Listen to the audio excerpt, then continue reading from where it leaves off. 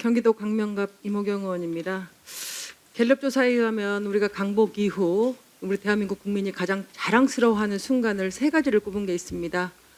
그 중에 하나가 88 서울올림픽 개최고, 두 번째가 IMF 금 모으기, 세 번째가 2002년 한인 월드컵이었습니다. 4강 진출이었습니다. 그래서 국민적 분노, 국민적 관심, 저는 오늘 이 청문회를 통해서 국민들께, 축구 팬들에게 진실의 알 권리를 보장해주고, 나아가 오늘 청문회를 통해서 우리 체육회가 더 발전되는 자리가 되길 간절히 기원하면서 질의를 시작하도록 하겠습니다. 저는 이번 홍명보 감독 선임 과정 절차를 말하기 앞서 클린스만 전 감독 선임 절차에 대해서 먼저 질의하도록 하겠습니다. 정몽규 회장님, 지난 2월 16일 대국민 사과 기자회견에서 클린스만 감독 선임은 시스템적으로 진행됐다고 말씀하셨죠? 예. 그런데 제가 자료를 확인해 보니 단 2번의 전략강화위원회 회의와 온라인 면접으로 결정되었습니다. 이게 회장님이 말씀하시는 시스템적인 결정이었습니까? 뭐 접촉하는 방법은 뭐 여러 가지가 있을 수 있고요. 스포츠 경우에서는 그 뭐 1시간만 뭐 선수를 뽑고 이럴 때도 1시간 만에 답해라 마라 이런 경우가 상당히 많이 있다고 생각을 합니다. 그렇지만 제가 충분히 이 질문을 드리는 이유는 축구는 이제 그냥 축구가 아니라 우리 대한민국 국민 스포츠로 자리를 매김했습니다. 그렇기 때문에 시스템적인 결정이라고 하지만 좀 신중함이 더 있어야 된다라는 말씀을 하면서 질의 이어가겠습니다. 홍명보 감독 선임 절차에 비해 클린스만 감독 선임 절차는 좀 허술함을 넘어 의도성이 있어 보였습니다. 중도 계약 해지로 연봉 29억 원, 그리고 계약 해지에 있어서 70억 원, 그래서 총 100억 원을 날렸습니다. 이 돈은 누구의 돈입니까? 뭐 저기 숫자는 뭐 상당히 오해가 있는 숫자인 것 같고요. 그리고 뭐 그렇게 많은 금은 아니라고 생각합니다. 그리고 뭐 이렇게 해지까지 할 정도면 신중함이 더 있었어야 된다라고 봅니다. 그런데 제가 조사를 하다 보니까 자꾸 선임 과정에 있어서 의구심이 든다라고 생각했는데, 회장님, 2022년 12월 9일 윤석열 대통령이 카타르 월드컵 대표팀과의 만찬 자리, 회장님과 축구협회 관계자들은 초대받지 못하셨죠? 예, 네, 그때 문체부 장관도 초대를 받지 못했습니다. 참 아이러니한 사건이었죠. 있어서는 안 되는 사건이었습니다. 축구협회 회장이 또 문체부 장관이 참여하지 않은 그런 식사 자리였습니다. 당시 그 자리에서 선수들은 윤 대통령께 차기 감독으로 외국인 감독이 선임되기를 희망했고, 축구계의 한 관계자의 말로는 용산의 의중을 파악한 당시 박보균 전 문체부 장관이 회장님께 직접 여러 차례 전화를 걸어서 외국인 감독 선임을 독촉했다는 이야기가 있습니다. 그렇게 통화하신 적 있으시죠? 뭐 외국인 감독 해라 마라 이런 말씀을 하신 적 없고, 뭐 다음에 뭐 좋은 사람 했으면 좋겠다 이렇게 정도는. 회장님, 정확하게 말씀해 주세요. 그 정도 여기서 거짓을 말씀하시면 안 됩니다. 예.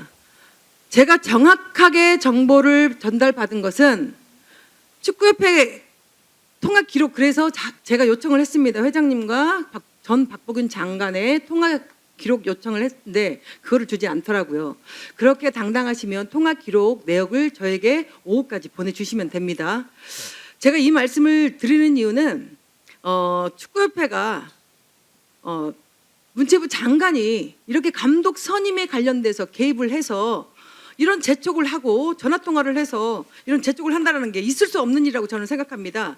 그렇게 해서 두 차례밖에 클린스만 감독을 만나지 않고 감독을 선임하는 졸속 선임을 했다라고 하면, 저는 이거는 반드시 클린스만 감독 100억 원에 가까운 이 계약 해지에 들어간 비용을 저는 손해배상 청구를 정부에게 해야 된다고 생각합니다. 문체부에게. 이게 사실이라면 그렇게 하셔야 됩니다. 하실 의향 있으십니까?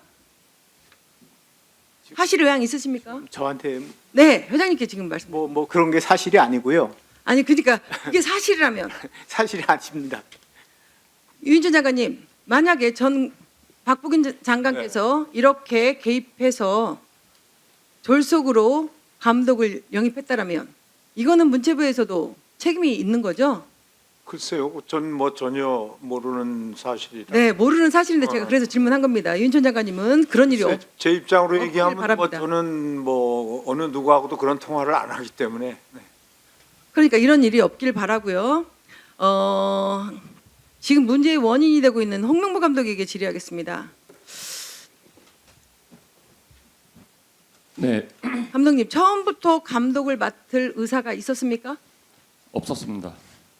6월 30일 축구협회 행정력을 비판하면서 감독직 거절하겠다고 했습니다. 언론을 통해서 제가 보았습니다. 그러나 일주일 만에 말을 바꾸셨습니다. 바꾸신 이유는 무엇입니까? 그 당시에는 제가 울산 HD 감독이었습니다. 제가 협회에서 어떤 제안도 받지 않은 상태에 제가 대표팀을 간다, 만다라고 말하는 것 자체가 되지 않았습니다.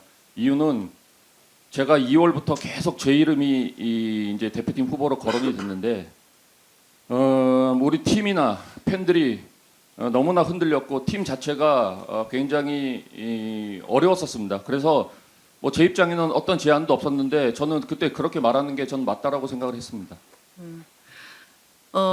울산 서포터즈에게 사과까지 하셨는데 저는 충분히 그 마음은 이해를 합니다. 울산 서포터즈 입장에서는 황당무계한 일이었고 많이 분노를 하셨을 거라고 생각합니다. 앉으셔도 됩니다. 축구협회 감독 선임 절차상으로 우선 공모에 응하고 면접을 봐서 감독을 뽑게 되어 있습니다.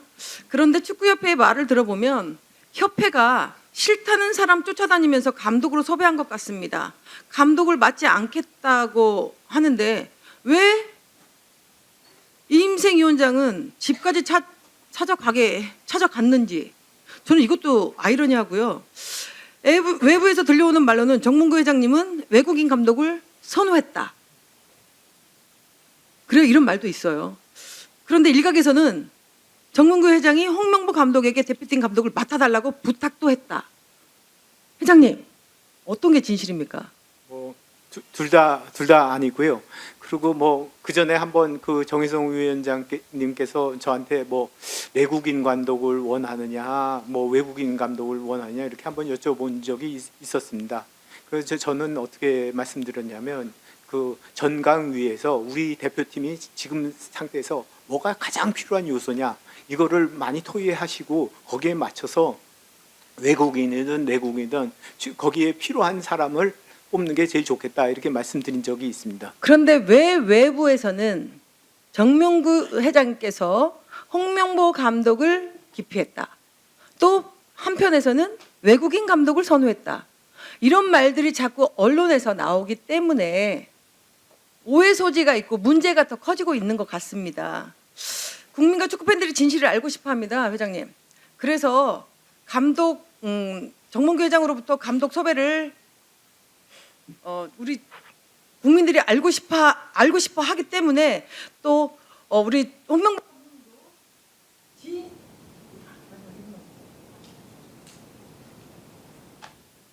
네. 이번 사건은 진짜 국민이 알 권리가 있다고 생각하고 반드시 국민에게 알려야 될 저는 의무가 있다고 생각합니다. 지금 회장님의 답변에 있어서는 회장님은 절대적으로 관여하지 않았다.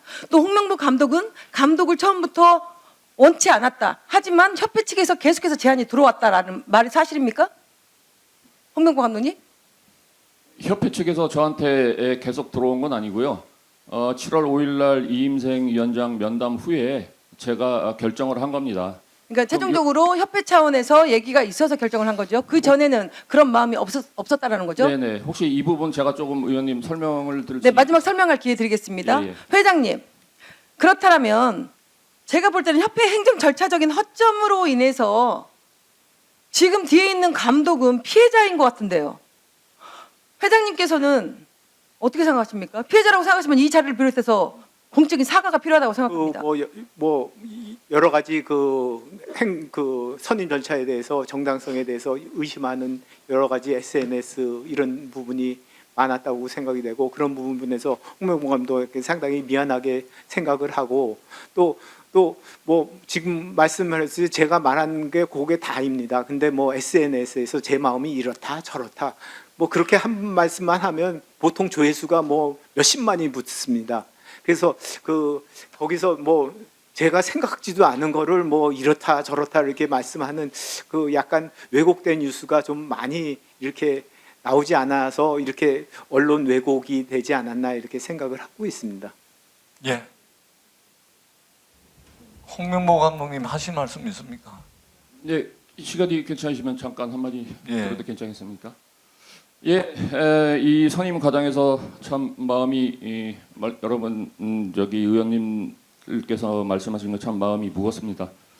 하지만 저는 그 당시에 울산 HD 감독으로서 참 행복했습니다. 행복했고 팬들의 응원과 사랑을 받으면서 축구할 수 있었던 게 너무 좋았습니다. 하지만 제 축구 인생 40년에 가장 힘든 시간이 지난 10년 전에 2014년 월드컵 후에 가장 힘든 시간을 보냈습니다.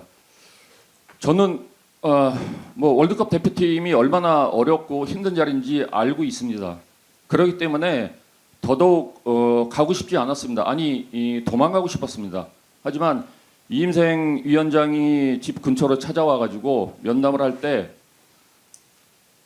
한국 축구의 지금 어려운 점을 외면하기도 참 어려웠습니다. 그래서 그때 울산 HD에 있으면서 이 또 대표팀에 있을 때 어떻게 해야 될 거란지에 대해서 굉장히 고민을 많이 했습니다. 그래서 제가 안 가겠다라고 말씀드린 게 아니라 그때 제가 처음 제의를 받았고요.